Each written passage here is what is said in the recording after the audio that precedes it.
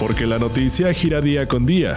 Hacemos el balance de la semana en Milet 360. Toda la información de México y el mundo en voz de Rodrigo Jiménez Solomón. Acompáñanos a darle el giro a la noticia en Milet 360. Aquí iniciamos. ¿Qué tal? Muy buenas tardes, yo soy Rodrigo Jiménez Solomón, bienvenidos a Milet 360. Vamos a analizar el giro de la información. Hoy domingo 8 de junio del 2025, estamos al filo de la 1 de la tarde y vamos a hacer el análisis puntual, como cada domingo que usted nos acompaña a través de la radio, para conocer cuáles fueron las noticias más importantes de esta semana que concluye hoy. Cada una de ellas las comentaremos con nuestros analistas, los analistas y especialistas de esta casa Super Estéreo Milet. Vamos a comentar sobre los resultados electorales. Se dieron a conocer esta semana ya los resultados. También comentaremos sobre la legalidad de esta elección y las consecuencias tanto jurídicas como políticas y sociales. Hablaremos con el vocero del Sindicato Nacional de Trabajadores de la Educación, del CENTE, sobre las afectaciones que sufrieron a manos de la coordinadora, la CENTE. Vamos a comentar también sobre el Día Mundial del Medio Ambiente y analizaremos la economía, lo internacional y los deportes. Acompáñenme en Milet 360. Les recuerdo antes de iniciar que tenemos una línea directa en cabina, es una línea de WhatsApp al 55 72 10 11 40. Se lo repito, el 55 72 10 11 40. Llámenos, escríbanos, envíenos sus comentarios, sus opiniones, sus denuncias ciudadanas por ahí o por redes sociales, por X o Twitter. A mí me gusta más decirle Twitter, por Facebook, por Instagram, por TikTok y por YouTube nos puede ver también. Y recuerde que si está usted en cualquier lugar del mundo y le pide a Alexa que sintonice esta casa Super Estéreo Milet, lo puede hacer en vivo. Vamos a iniciar. Milet 360. El giro de la noticia. No ha concluido aún el proceso de reforma judicial, el proceso electoral de la reforma judicial. La reforma judicial tomará muchos años en su implementación, pero la elección ya fue. Ya tenemos prácticamente una semana, 8 días, desde que los mexicanos y mexicanas salieron a votar. Solamente 13 millones, de los cuales pues únicamente 9.8 millones fueron votos válidos, los demás fueron votos o nulos o vacíos. Eso quiere decir que el destino de la legalidad del Estado de Derecho de este país lo decidieron únicamente cerca de 10 millones de personas de las 130 que habitamos en este país. Ya tenemos en la línea a Jaime Talancón, el tiburón de lo político, a quien le doy la bienvenida. Jaime, qué gusto escucharte. Rodrigo, qué gusto saludarte, un saludo a tu auditorio. Pues sí, como dices, al final resultó que de un padrón de pues, técnicamente 100 millones de mexicanos con derecho a votar a su credencial de elector, pues terminaron asistiendo a las casillas, y digo no a votar, sino asistiendo a las casillas 13 millones, de los cuales pues muchos fueron simplemente a ejercer su protesta en contra de esta elección, pues anulando su voto, incluso hasta dejando mentadas de madre, particularmente dirigidas al presidente del Senado y con todo el cariño. Sí, oye Jaime, se da en cada elección en este país. La nulidad en el voto es una de las consecuencias jurídicas, o de alguien que voluntariamente, de manera decidida, decide anular, o incluso de quien no vota bien. Pero lo que llama la atención no es que haya habido nulos y que haya habido mentadas a uno u otros personajes. Hay que recordar nuestra historia, esta famosa moda de hace décadas de Pedro Infante presidente. Se dio en Veracruz hace unos años el candidato, un gato, la gente ponía un gato en la boleta. Pero lo que llama la atención no es eso, Jaime, es la proporcionalidad. Son muchísimos, son cerca de 4 millones de votos nulos en una elección donde votaron solamente 13 millones. Aquí hay muchos datos pues, que dejan mucho a la reflexión. Lo primero es que se decía mucho, un tanto en broma y un tanto no, antes de la elección, que esta era una elección donde ya había resultados y que ya lo único que faltaba era llevar a cabo la elección para confirmar esos resultados que ya se tenían. Y eso creo que es importante aclarárselo al auditorio, muy importante aclararlo al auditorio. Se da en un rubro, en un aspecto fuera del órgano electoral. Me parece que aquí habría que destacar que el órgano electoral hizo un trabajo titánico y extraordinario, como lo ha venido haciendo hace 30 años, con muy pocos recursos económicos y humanos para hacerlo, y sin embargo hizo una elección pues con lo que se pudo, muy buena elección.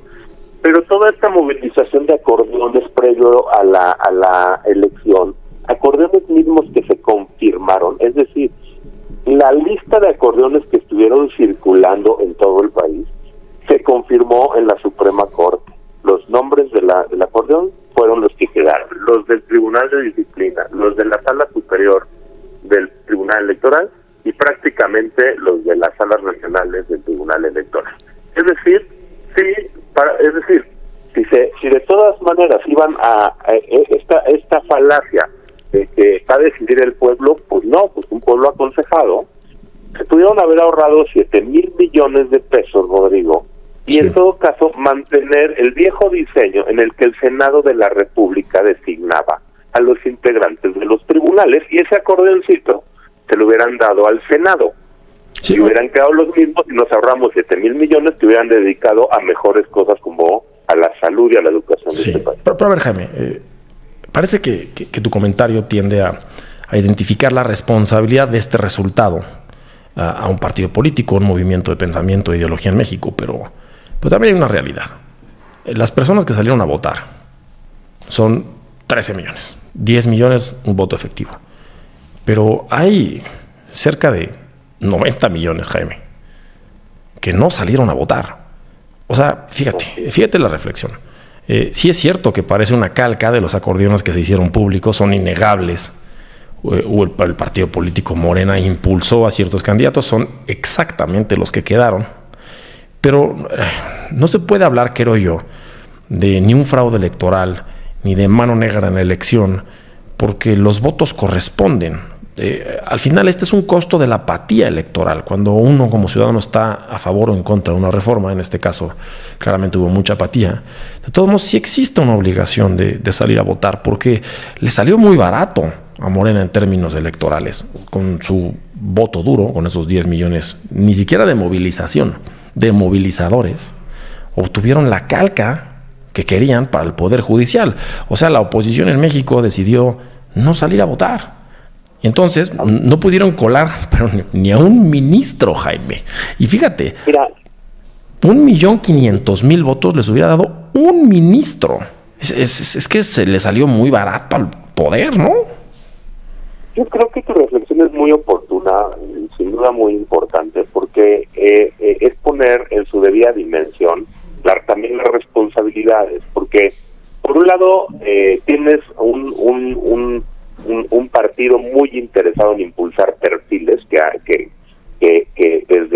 desde que los designaron en los comités de selección, ahí estaban perfiles que estaban impulsando, pero también tienes razón en que no podemos pasar por alto que nuestro país se quedó con ya ni siquiera voy a decir una oposición indiferente o negligente frente a lo que sucede en el país.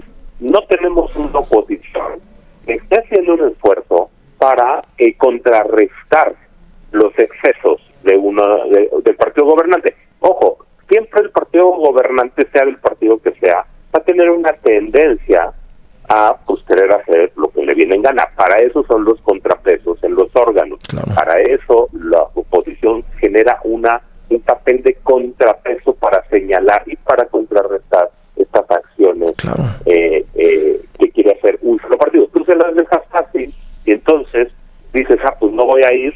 Perfecto. Pues, o sea, no es como que tampoco traiga remordimiento. Lograron su objetivo. En efecto, y como dice la presidenta, la elección fue un éxito para el partido de la presidenta. Porque esa era su intención, que quedaran sus perfiles, mientras nosotros desde casa, o la oposición desde casa, diciendo, miren, quedaron bueno, ¿y qué hace la oposición? También esa oposición no merece esa oposición. Totalmente de acuerdo. Y mira, Jaime, qué interesante, porque al final es cierto lo que comentas, costó cerca de 1,000 pesos el voto, si lo ves así, por la organización electoral del Instituto Nacional Electoral y los organismos de los estados. En contraste, cerca de 200 pesos costó el voto de cada persona en el 2024 para la presidencial. Fue carísimo organizar estas elecciones en términos de los resultados. Pero no le alcanzaba a los 7 gobernadores opositores de este país para sacar un par de ministros. O sea, estás hablando de 1,5 millones de votos, Jaime. No lo veo. O sea, claramente se concentraron, y esto es una realidad, en sus elecciones al Poder Judicial local. Ese es el que les importó. ¿Quién va a ser el presidente del Tribunal Electoral de sus estados? ¿Quién va a conformar su tribunal de disciplina? ¿Quiénes serán los magistrados en sus estados? Y lo federal, hubo un absoluto desdén, creo, o tal vez un acuerdo, porque a mí me parece ridículo que critiquemos la conformación de esta nueva casa máxima de juicio constitucional, de control constitucional, que es la Suprema Corte, en manos, sobre todo se dice, del expresidente de la República, cuando las condiciones democráticas estaban dadas para que cualquier persona pudiera salir a votar. No se puede tachar de ilegal esta elección. Legal lo fue. El proceso de reforma constitucional, el proceso de implementación, el proceso de elección y la designación de los candidatos. Que no nos guste el resultado es otra cosa. Pero a mí lo que más me deja, Jaime, más allá de que fueron calcas, copia fiel, quienes llegaron de los acordeones que movían, es que la apatía está permitiendo en este país que se maximice el poder en un solo partido de nueva cuenta. Esto que generó tanta ebullición social en el tiempo, que fue la participación electoral, y que vaya, que cuesta muchos miles de millones de pesos, hoy en México está decayendo, Jaime. Sí, es correcto. La realidad es que la destrucción se da por acciones y por omisiones, ¿no? Sí, claro. Unos por exceso y otros por defecto. Y entre que son peras y son manzanas, dices bien, la elección fue legal, por supuesto que fue legal, absolutamente legal. Y por supuesto no hubo un fraude desde el órgano electoral, pero aquí pasamos al tema de la legitimidad, y que 10 millones de personas de un país de 120 millones de personas decidan quién va a integrar sus jueces y magistrados, pues verdaderamente es un escenario lamentable.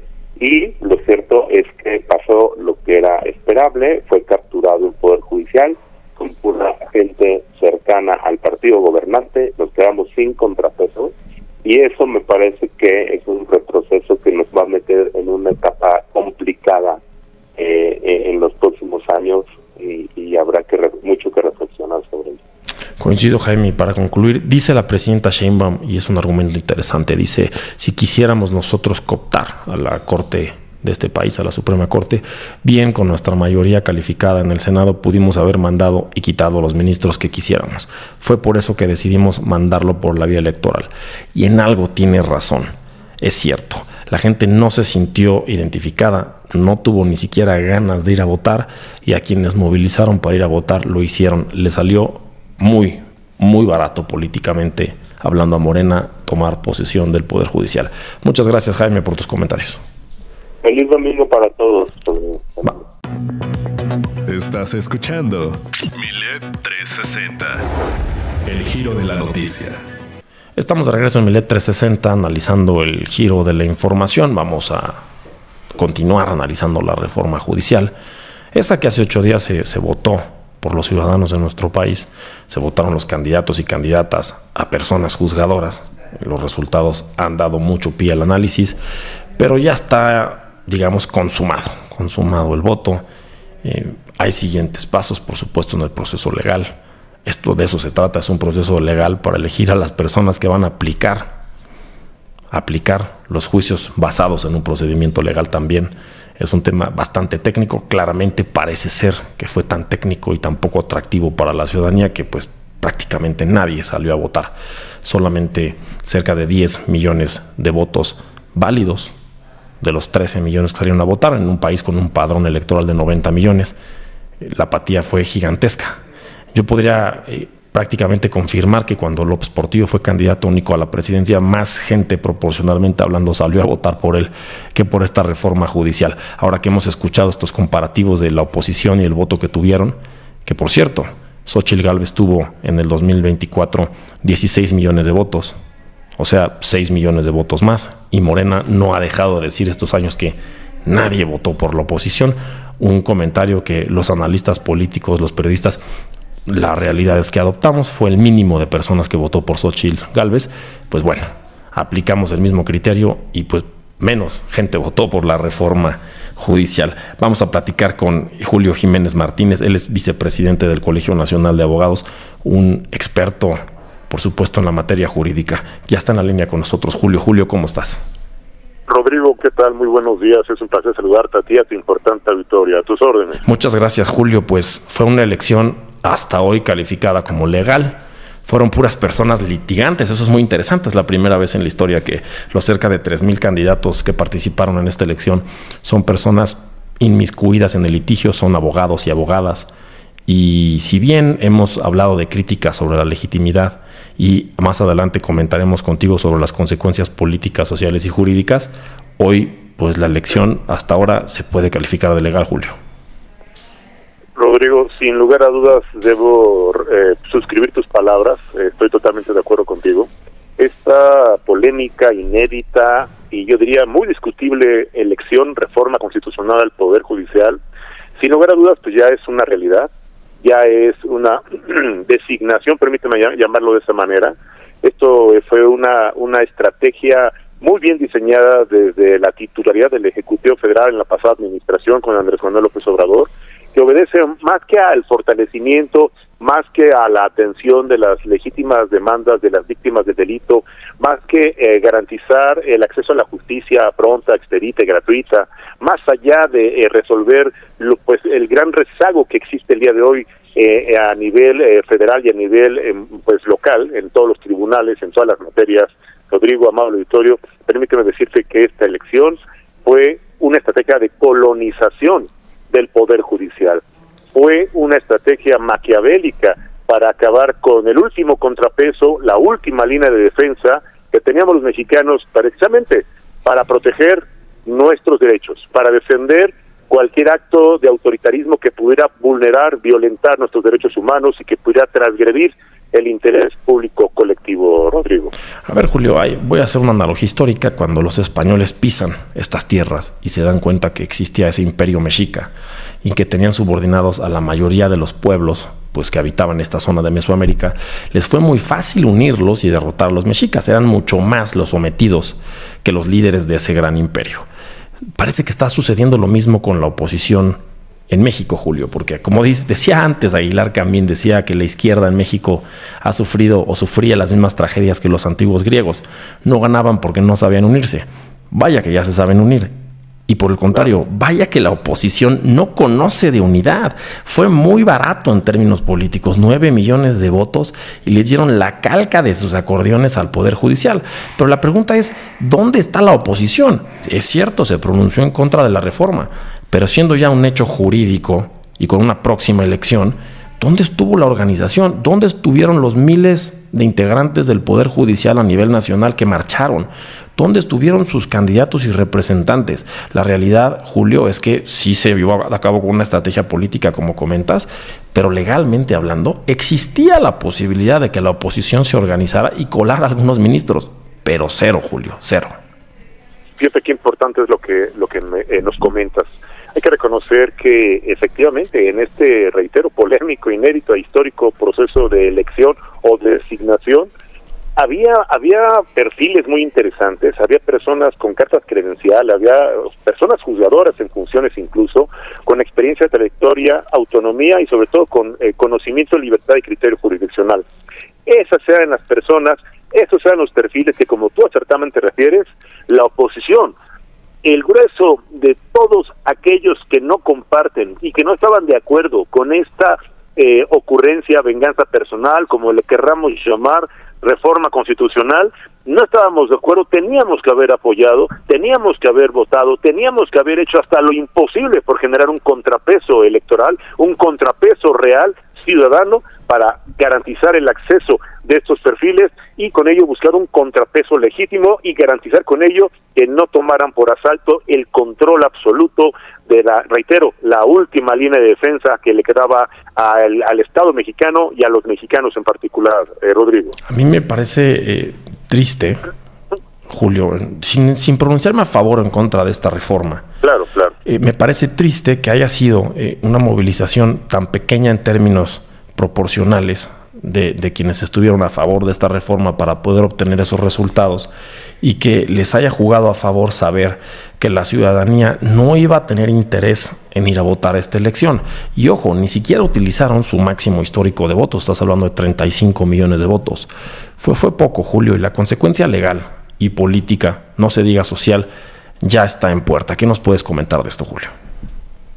Con gran preocupación, debo decirte que un alto porcentaje de la ciudadanía mostró indiferencia. Otro porcentaje muy amplio mostró desconocimiento. Otro porcentaje todavía mucho más amplio demostró total apatía para participar en este proceso porque lo llamaban simulación. No creían que esto iba a ser una elección justa, ni equitativa, ni proporcional, ni mucho menos legal. Mucha gente realmente vio este ejercicio pues más bien como una imposición autoritaria, como una estrategia para legitimar lo que ya estaba preacordado o predefinido. Esto ya nada más era, como en algún momento se le salió y le traicionó el subconsciente a la consejera presidente del INE, Guadalupe Tadei, que esto ya estaba, nomás era pues cumplir con el requisito de la elección, de la jornada electoral. Pero mucha gente tenía esa percepción. Y luego, como tú acertadamente refieres, si la alianza no hizo nada por buscar la convocatoria, la unidad con todas las fuerzas políticas de oposición, esta fuerza que era indispensable para generar contrapeso ciudadano y para buscar una respuesta contundente a la aplanadora del recurso del gobierno federal, de los grupos fácticos que le metieron dinero, Rodrigo, Amable Auditorio. Aquí es importante recordar que grupos fácticos como grupos de la delincuencia organizada, incluso agrupaciones religiosas, estaban involucrados de manera muy directa en estos perfiles que obviamente, te quiero decir algo alarmante, van a llegar a ocupar cargos donde van a definir el futuro, la libertad, el ejercicio de los derechos y muy probablemente, pues yo diría, podrían generar un desencanto o un desencuentro con lo que percibíamos como un poder judicial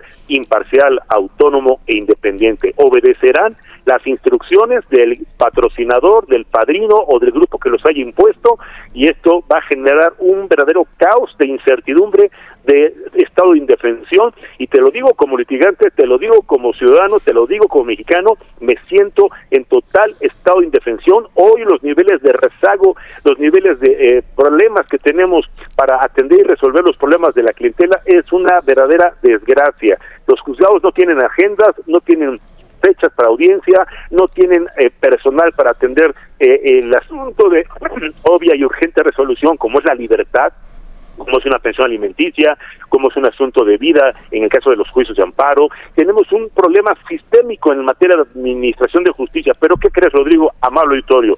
Esta reforma, si verdaderamente queríamos generar un contrapeso desde los orígenes de su discusión, cuando esto fue pues obviamente una gran oportunidad legislativa para la oposición, era iniciar una reforma desde la Procuración de Justicia, porque desde la Procuración de Justicia y las Fiscalías tienen muchas áreas de oportunidad donde se perciben altos niveles de corrupción, altos niveles de injusticia e impunidad, y claro, por eso es la percepción, porque los jueces en esta mal llamada puerta giratoria ponen en libertad a presuntos delincuentes, a narcotraficantes, a violadores, pero los tienen que poner en libertad, Rodrigo, amado auditorio, porque también en las fiscalías, en las procuradurías, integran indebidamente las carpetas de investigación, no realizan las diligencias, no dan intervención a peritos, no tienen las formalidades de un debido proceso, incluso hasta llegan a violentar derechos humanos. Claro, cuando llegan a manos de un juez, el juez con su sentimiento de impotencia y de frustración tiene que poner en libertad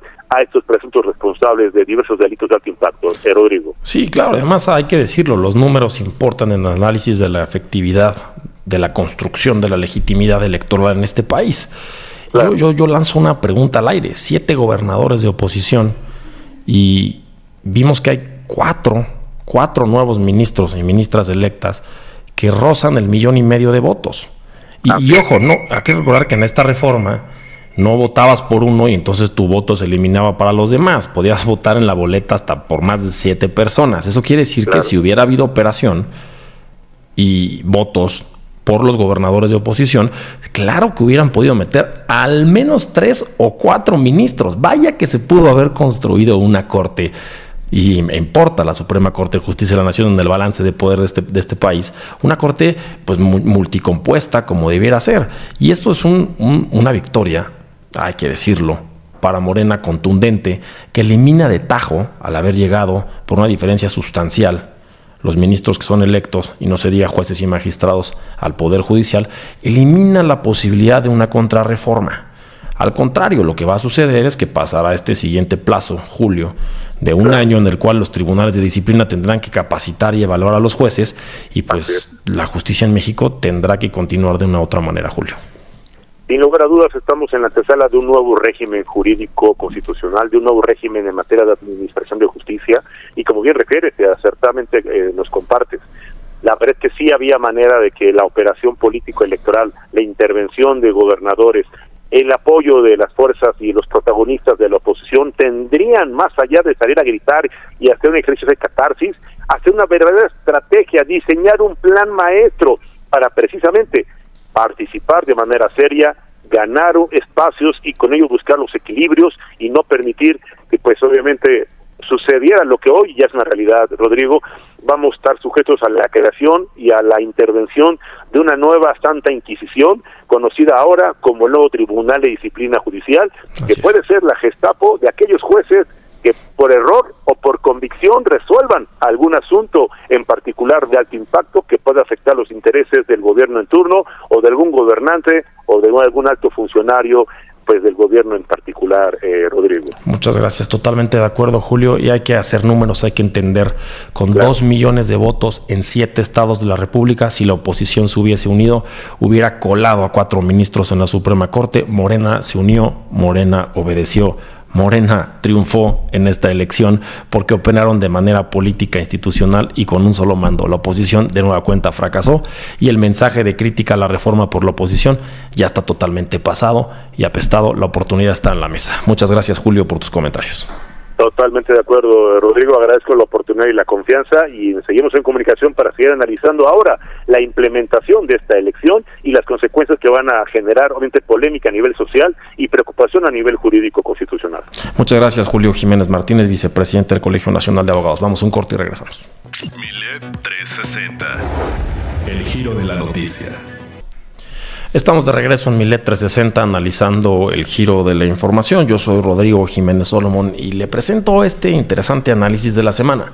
Ya son muchas semanas que, pues, prácticamente ya más de un mes, que la Coordinadora Nacional, la famosa CENTE, de trabajadores de la pseudoeducación, tienen paralizada la Ciudad de México y el país. Entraron a una huelga, la típica huelga que quieren hacer para mostrar músculo previo al Día del Maestro y negociar condiciones.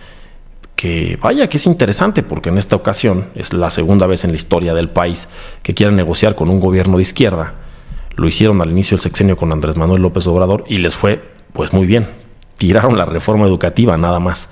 Y ahora en el sexenio de la presidenta Sheinbaum, sus pretensiones que ya están calificadas por la misma presidenta, quien admite haber hecho propuestas de campaña que hoy con el análisis económico son inviables, como la derogación de la ley del ISSSTE o inclusive el aumento del 100% de sus prestaciones, se vuelven solicitudes que, si bien alguien te propone algo imposible, el fondo no es la petición, sino el reventón, querer reventar.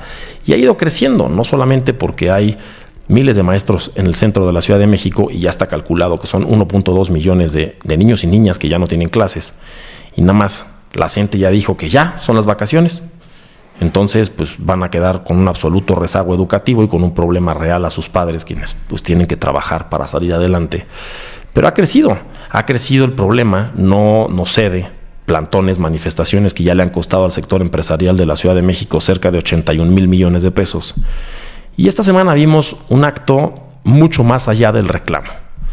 Vimos una provocación, vimos una afrenta, vimos la comisión importante de delitos, pues fueron impactantes las imágenes y los videos de cómo esta coordinadora, la CENTE, acudió a las oficinas del Sindicato Nacional de Trabajadores del Estado, los maestros que sí trabajan, los maestros que sí le meten el alma y el cuerpo para que salgan adelante los niños y niñas de este país, quienes han estado a favor de las reformas y han visto el cómo sí, e incendiaron los accesos a sus oficinas, se metieron.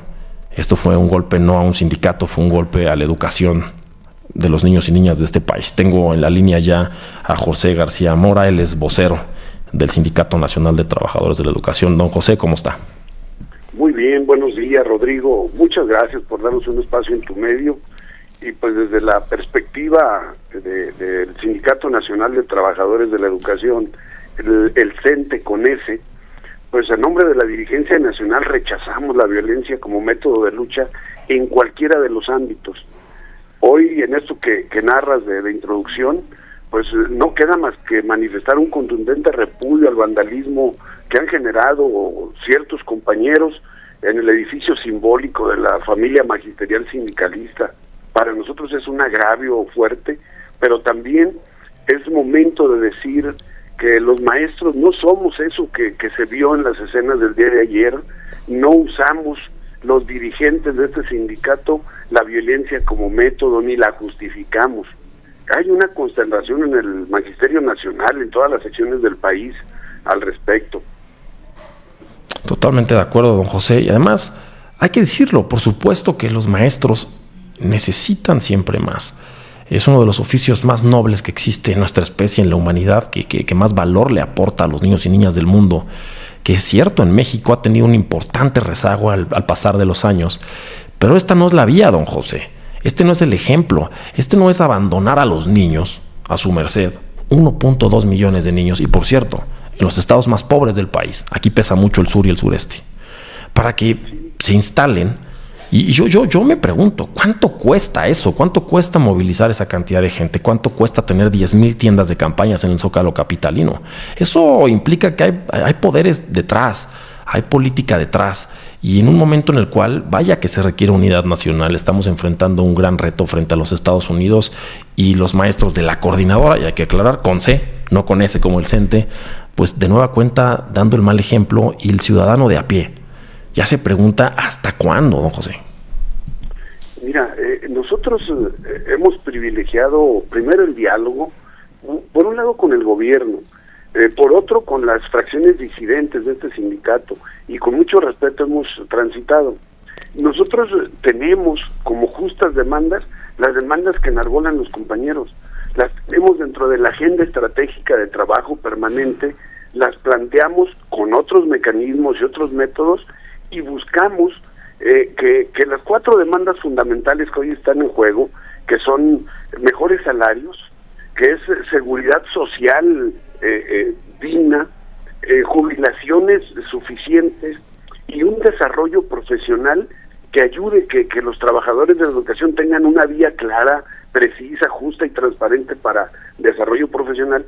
Todo esto lo planteamos, pero sin afectar el sistema educativo, sin paralizar las labores en las escuelas, sin afectar a la sociedad que tiene también sus propias necesidades y sus propias dinámicas. No tenemos derecho a trastocar a los demás.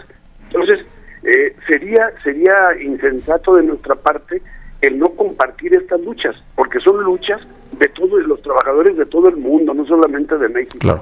Pero aquí en el ámbito nuestro, el tema es que son planteamientos que estamos haciendo, que avanzamos paulatinamente, pero que el omitirlas sería ingrato, pero el hacerlas o el buscarlas a través de la violencia, pues es totalmente inaceptable. Totalmente de acuerdo. Vamos en una ruta de respeto, de construcción, de ejemplo nacional, y aprovechamos para decirle a la sociedad, a tus radioescuchas, a ustedes como medios, eso no somos los maestros.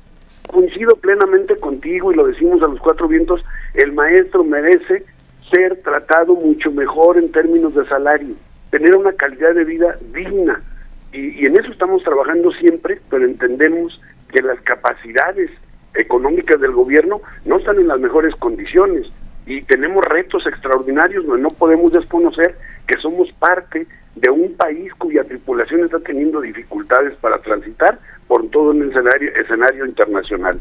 Pero nosotros le abonamos, salimos adelante y buscamos ir progresivamente consiguiendo las respuestas que los compañeros necesitan, por las que claman, y no quitamos el dedo del renglón ni nos hacemos a un lado. Esas conquistas las logramos y son para todos, no es exclusivamente para unos sectores. Entonces, creo que el método de lucha es el que tiene que revisarse, y hoy que se deslindan algunos compañeros de la coordinadora del vandalismo que sufrió ayer nuestro edificio, pues yo creo que deben deslindarse de la violencia en todos los términos. Sí, totalmente de acuerdo. Se les están saliendo las cosas de control, y el Sindicato Nacional de Trabajadores de la Educación, ante esta provocación, ¿qué le responde tanto a la CENTE como a cualquier otro individuo o organización que quiera provocarlos? Que revisemos los métodos, que se revise, no claudiquemos en las demandas, que se revise el mecanismo, el método de lucha, que en eso tenemos serias diferencias, pero decirles que demos un ejemplo de lo que somos los maestros de México, que somos los responsables de construir la identidad de la patria. No claudiquemos a eso tampoco, junto con nuestra lucha, pero que tengamos claro que no es violentando, que no es afectando a otros para conseguir los objetivos que tenemos para los trabajadores. Pues ahí está la respuesta del Sindicato Nacional de Trabajadores de la Educación en voz de don José García Mora, su vocero. Muchas gracias por estar con nosotros. Para servirte, muchas gracias, Rodrigo, te agradezco mucho. Vamos a continuar en Milet 360 analizando el giro de la información y pasando a otros temas. Fíjese que este pasado jueves, el 5 de junio, fue el Día Mundial del Medio Ambiente. Sí, entre lluvias, inundaciones y un caos, tanto en la Ciudad de México, el Valle de México, como el Valle de Toluca, aquí en el centro del país. No se diga en estados costeros, también en las costas del Pacífico mexicano, donde amenazaba un huracán, parece que se formará otro. El mundo está reaccionando cada año de manera distinta y de manera extrema. Vemos inundaciones también en lugares como Siria, en el desierto donde no llovía. Ahora vemos incluso muertes por ríos que se están formando en el desierto. Y es un momento obligado de reflexión. Y vamos a usar un poco de datos. Fíjese, en la Ciudad de México y el Valle de México, que habitan cerca de 21 millones de habitantes, no se recicla el agua, prácticamente no se trata. Casi todo el agua potable que se utiliza va directo al drenaje, contaminado.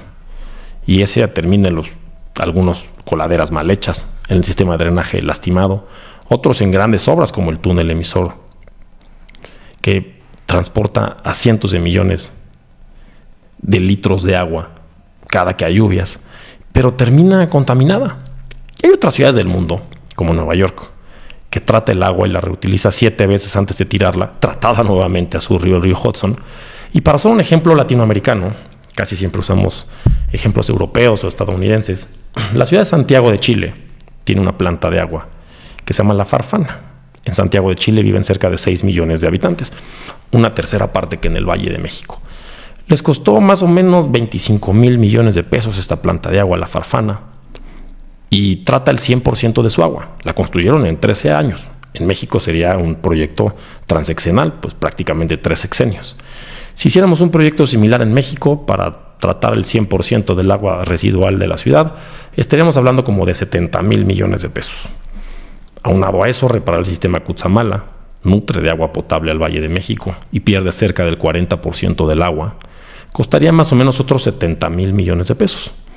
Estamos hablando como de 140,000 millones de pesos. O sea, la construcción de un mega aeropuerto como los que se han peleado y construido en sexenios, o refinerías, o trenes, nada más que no es una obra sexy políticamente hablando. Son esas que van por debajo de la tierra y no se ven. Esa requiere voluntad política. Esa requiere entendimiento transeccional. Necesitamos tratar el agua y no desperdiciarla. Fue el Día Mundial del Medio Ambiente y en México tenemos la oportunidad en nuestras manos para salir adelante para las próximas décadas. Milet 360. Por otro lado, vamos a platicar de economía. Ya tenemos a Víctor Gómez, él es economista en jefe de Finamex. Siempre nos plantea temas muy interesantes en la mesa. Víctor, ¿cómo estás? Hola Rodrigo, qué gusto saludarte, muy buenos días. Víctor celebra a la presidenta de la República. Ahora apenas el viernes dice, rectifica el Banco Mundial, cambia la metodología y reconoce que en México, en el sexenio de López Obrador, salieron de la pobreza 11 millones de mexicanos. Lo toma como un gran triunfo, Víctor. No, la verdad es que hay que decirlo, sí ha sido un cambio importante en el panorama, digamos, de la medición de la pobreza del país. Hay que decir por qué. La razón es que la disponibilidad de recursos monetarios de los hogares, digamos en efectivo, no en dinero, cambia, y eso se da por 3 cosas fundamentalmente. Uno, la política de salarios, la política del incremento del salario mínimo, que tiene impacto sobre la masa salarial, es decir, sobre los salarios que gana toda la población que trabaja, más el flujo de remesas. Es un flujo de externo, ¿no?, que depende mucho de las condiciones de la economía de Estados Unidos. Y tercero, también muy relevante, pues los programas de transferencias directas, ¿no? Que son transferencias en efectivo, y que el conjunto de las tres hace que la disponibilidad de recursos para los hogares, sobre todo los de menores deciles, pues haya tenido el impacto que vemos hoy en las mediciones de pobreza. A ver, no es un tema menor, estás hablando de 11 millones de personas, y hay que recalcar lo siguiente: fue un momento bien complicado del planeta, le tocó la pandemia, se cayó prácticamente el suministro, la logística y la economía del mundo. Y a mí lo que me llama la atención, Víctor, no es este gran logro de 11 millones de personas menos en la pobreza en nuestro país, sino cómo que el cambio de metodología. O sea, el Banco Mundial puede cambiar de metodología y decirte, no, pues siempre no, te califiqué mal. El sueño de todos los estudiantes, Víctor, que te digan, ¿qué crees? Te califiqué mal. No, mira, a ver, creo que algo en lo que ha avanzado de manera muy clara México es que en el proceso de medición de la pobreza, México hace una medición multidimensional. Y esto quiere decir que no solo vemos la parte monetaria, sino también vemos otros aspectos de la pobreza que pueden señalar carencias en la disponibilidad de determinados servicios básicos para las personas en los hogares. Y entonces lo que México fue pionero en eso desde hace prácticamente 10 años, y con la creación del Coneval, incluso a finales de la primera década del siglo.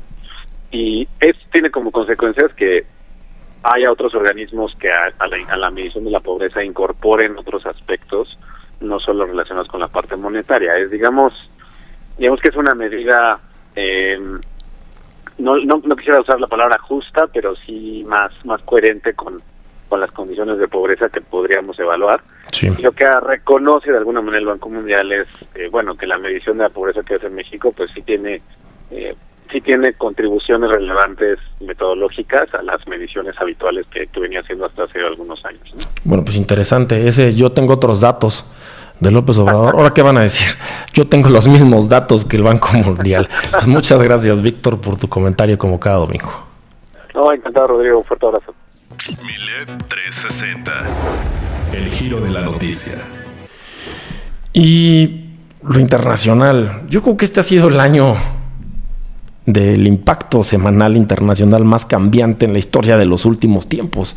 Cada semana da un giro de repente la política internacional. El mundo está convulsionado en materia de diplomacia y geopolítica. De pronto hay paz, luego hay guerra, luego hay nuevos líderes, luego hay otros, luego hay cambio de gobernantes. De pronto gira de la izquierda a la derecha. Hay gobernantes como Donald Trump que están cambiando el juego todos los días, y les está cambiando el juego también a ellos todos los días. Anunció en un meeting, por supuesto, con los acereros de Estados Unidos. Es un sector sindicalizado muy fuerte de los Estados Unidos, representa políticamente mucho por allá, que iba a imponer un arancel adicional para llegar al 50% al ingreso de productos de acero, de la importación de acero en los Estados Unidos, en nuestro caso de la exportación del acero hacia allá. Y lo dijo en un meeting que le generó una gran ovación con los trabajadores del acero en los Estados Unidos, y eso afecta sensiblemente a la economía mexicana. México tiene una importante industria acerera, sustentada, por cierto, en los tratados de comercio, sobre todo en el famoso TEMEC, el Tratado de Comercio con los Estados Unidos, y de inmediato hubo comentarios tanto de la Presidencia de la República Mexicana como de la Secretaría de Economía, de que se hablará de esto, que no está definido todavía, y de nueva cuenta es como le dicen los acereros en el fútbol americano, un hold the line, un aguante vara, espere, todavía no se aplica, vamos a negociar. Y Donald Trump sigue dando bandazos, sigue cambiando, y ya tenemos a Mari Carmen Buzo, ella es analista internacional, experta en geopolítica, en la línea. Mari Carmen, ¿cómo estás? Rodrigo, saludos a ti y a tu auditorio. Qué gusto escucharte, Mari Carmen. Pues pasó algo interesante en Estados Unidos, ¿no? Vino un quiebre nivel trompesco que no veíamos venir. Si bien toda la semana creo que la preocupación era lo que está sucediendo en Gaza, es ya de unas dimensiones absurdas. Luego las amenazas de ataque, contraataque de Rusia de Ucrania.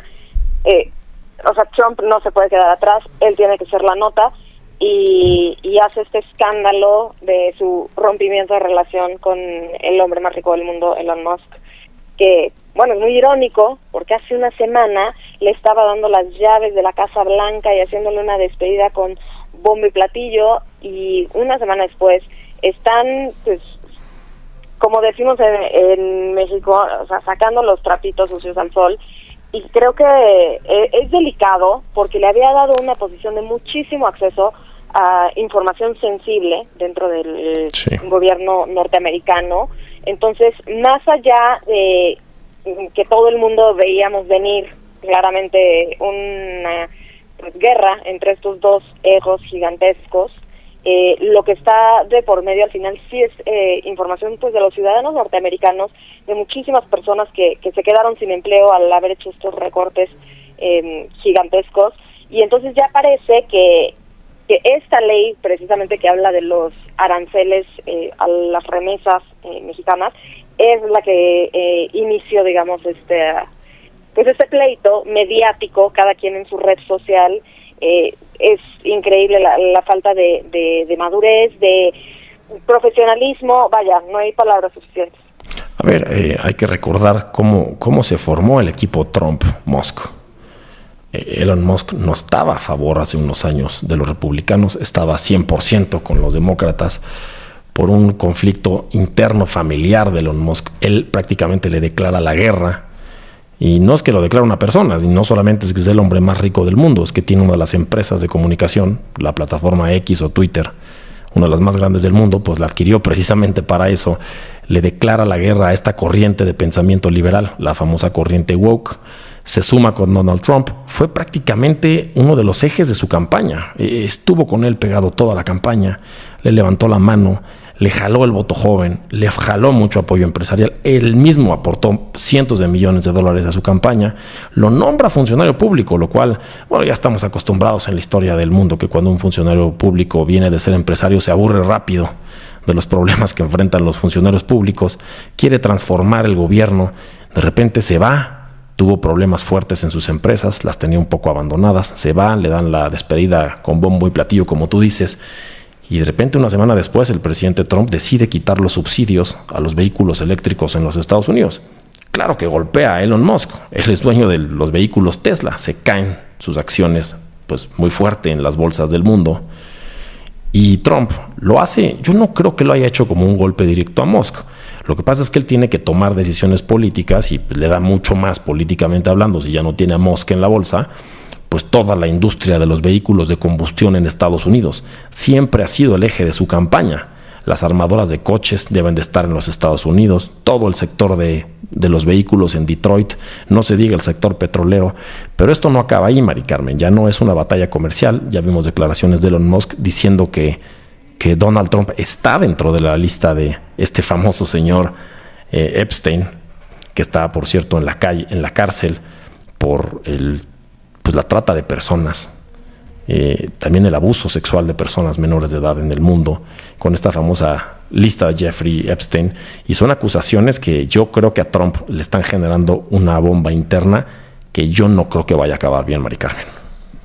Por supuesto, si bien no era personal o directamente contra Elon Musk esta ley de Trump, la respuesta de Elon Musk está siendo no solo muy personal en el asunto de involucrarlo con la lista de Jeffrey Epstein, y que por eso no se ha hecho pública, argumenta Musk, sino que ya también está sembrando, o sea, políticamente también le quiere pegar, sembrando la idea de crear un tercer partido en Estados Unidos. Y como todo, esto puede ser una gran oportunidad comercial para México. No hay que dejar de verlo. Había propuestas de Elon Musk para hacer una mega factory, le decía él, una mega industria, una mega fábrica en Nuevo León para fabricar Tesla. La retira cuando llega Trump al poder. Esta puede ser una buena oportunidad para México para que las inversiones de este mega magnate, el más rico del mundo, voltee a ver otra vez nuestro país. Pues muchas gracias, Mari Carmen, por tus comentarios. Gracias a ti por el espacio. Vamos a cerrar con los deportes en Milet 360. Milet 360. El giro de la noticia. Y ya tenemos a Clemente Molina en la línea. Clemente, ¿cómo estás? ¿Qué tal, Rodrigo? Gusto saludarte a ti y a tu audiencia. Oye, pues en la última semana vaya que hubo noticias del deporte, Clemente. Sí, por todos lados, mucha actividad. De entrada, 3 finales, la Liga, que ganó el Toluca, la Champions, League que ganó el PSG, que arrasó al Inter de Milán para sorpresa de todos. Sí, sí. Y también la de la Champions League Región 4 o Conca Champions, que también el Cruz Azul arrasó con el equipo de la MLS, con Vancouver. Sí, mala semana para la América, ¿no? Pierde la final de la Liga MX, no va al Mundial de Clubes. El Cruz Azul gana la Conca Champions, lo cual también le ha de haber pesado al americanista. Y sin duda, una final de la Champions League, a mi parecer aburrida. Yo me esperaba mucho más, esa goliza me pareció bastante aburrida. Y otra gran noticia, Clemente, vimos en Portugal a su jefe, a su líder histórico, a Cristiano Ronaldo, quien en la Nations League le gana a Alemania a Portugal por primera vez en 25 años, y a sus 40 años Cristiano Ronaldo anota el gol de la victoria. Y sucedió algo bien interesante, Clemente. Todo el estadio estaba de pie aplaudiéndole, también los alemanes.